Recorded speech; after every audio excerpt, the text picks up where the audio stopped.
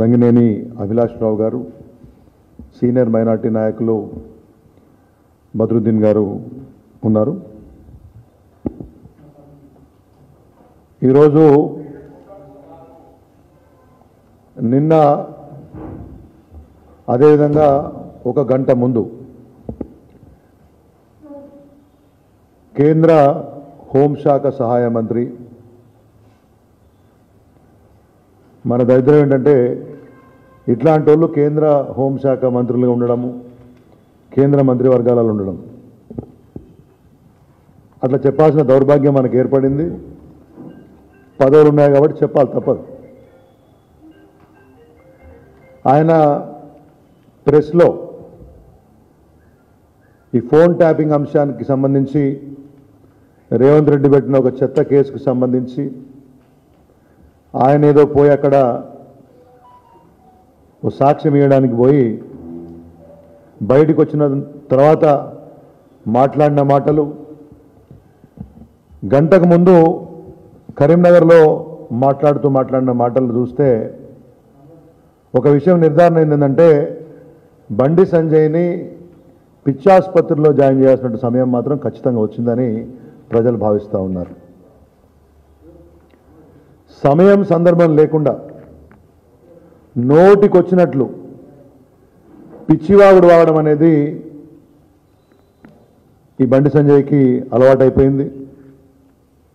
ఎంతొస్తే అంత పేపర్లల్లో హెడ్లైన్ కోసము, ఏదో సంచలనంగా మాట్లాడమని చెప్పుకోవడం కోసము, సోషల్ మీడియాలో లైకుల కోసం మాట్లాడే దౌర్భాగ్య స్థాయికి, నీచమైన స్థాయికి ఇటువంటి నాయకులు దిగజారడం అనేది చాలా బాధాకరం. సమాజాన్ని భ్రష్టు పట్టించే విధంగా ఇలా మాట్లాడే పద్ధతిలో ఈ నాయకులు వ్యవహరించడం అనేది చాలా అధ్వానమైన విషయం. నేను తీవ్రంగా ఖండిస్తూ ఉన్నాను. కనకపు సింహాసనమున శునకము అనే సామెత ఇటువంటి నాయకులకు సరిగ్గా అతికినట్టు జరిగిపోతుందనే విషయం నేను మీ ద్వారా చెప్పదలుచుకున్నాను. అసలు ఏం మాట్లాడుతున్నారో అర్థమవుతుందా? మెదడు మోకాల్లో ఉన్నట్టు మాడుతూ ఉన్నారు. నీవు పోయిన సబ్జెక్ట్ ఏంది? వాళ్ళేదో సాక్ష్యం ఇవ్వమని పిలిస్తే నీవేం చెప్పావో బయట జనాలకు చెప్పు. కానీ సందర్భం దొరికితే చాలు, ఏం మాట్లాడుతున్నా తెలియకుండా కేసీఆర్ గారిని, కేటీఆర్ గారిని, బీఆర్ఎస్ పార్టీని ఇష్టారీతిన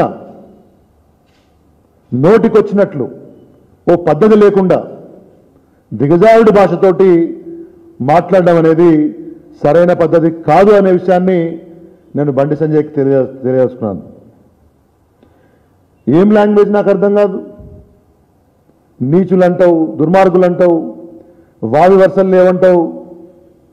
ఇంగిత జ్ఞానం ఉందా అని అడుగుతా ఉన్నాను. వావి వరుసలు అనే మాట ఎప్పుడు మాట్లాడాలి, దేనికి మాట్లాడాలి, ఎట్లా మాట్లాడాలనే విషయం కనీస జ్ఞానం ఉందా? నీకు మంత్రి పదవి ఇచ్చిన వాళ్ళు ఆలోచించుకోవాలి. ఇటువంటి భాష మాట్లాడేటటువంటి వాళ్ళని చూసిన తర్వాత, ఈ స్థాయికి దిగజారిపోయినటువంటి మాటలు మాట్లాడే వాళ్ళని చూసిన తర్వాత ప్రజలు కేంద్ర మంత్రివర్గం మీద కూడా గౌరవం పోగొట్టుకుంటున్నారు. ఇటువంటి వాళ్ళ కేంద్ర మంత్రివర్గాల్లో ఉండేవాళ్ళు, కేంద్ర హోంశాఖ సహాయ మంత్రి హోదాకు సరిపోయే మాటలా ఇవి? ఇంత చిల్లరగా మాట్లాడడానికా నీకు మంత్రి పదవి ఇచ్చింది అనే విషయాన్ని వాళ్ళ బండి సంజయ్ ప్రశ్నించుకోవాలి. నాకు అర్థం కాలేదు. ఏదో ఘనకార్యం చేసినట్లు, రాష్ట్రానికి ఏదో 1000 కోట్ల ప్రాజెక్టు, 10,000 కోట్ల ప్రాజెక్టు నువ్వు తీసుకొస్తే ఏదో జనసందోహాన్ని తీసుకుపోయి ఏదో చేసినట్టు ఓ పనికిమాలిన కేసు, దానికి నీదో పనికిమాలిన సాక్ష్యం, దానికి బీజేపీలోని లేని సంస్కృతి. నీవేదో సాక్ష్యానికి పోతే వందలాది మందిని తీసుకొని వచ్చి అక్కడ రోడ్ల మీద ప్రదర్శనలు, గుళ్ళల్లో పూజలు. సరే, పూజలు చేసుకోండి, తప్పులేదు. కానీ సాక్ష్యం ఇవ్వడానికి పోయినప్పుడు ఏదో బల ప్రదర్శనకు పోయినట్టు ఏం ఘనకార్యం చేసినావా నాకు అర్థం కాదు. నువ్వు సాక్ష్యం పోతే వేలాది మందిని ఇటువంటి సంస్కృతి తీసుకొచ్చి బీజేపీని బస్సు పట్టించినావు కాబట్టి ఉన్న పది కూడా బీకినారు.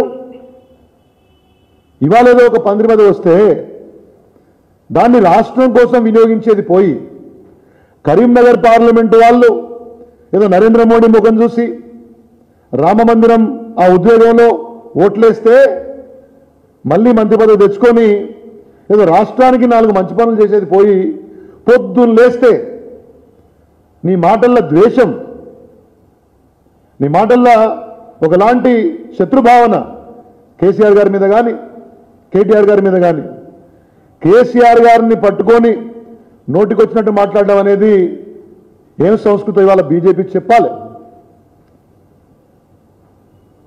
ఏ స్థాయిలో వారి గౌరవ ఒక రాష్ట్ర మాజీ ముఖ్యమంత్రి, తెలంగాణ ఉద్యమ నాయకులు, ఈ రాష్ట్రాన్ని అభివృద్ధి పుంతలు తొక్కించిన నాయకుడు, నీ స్థాయి ఏంది, వారి స్థాయి ఏంది?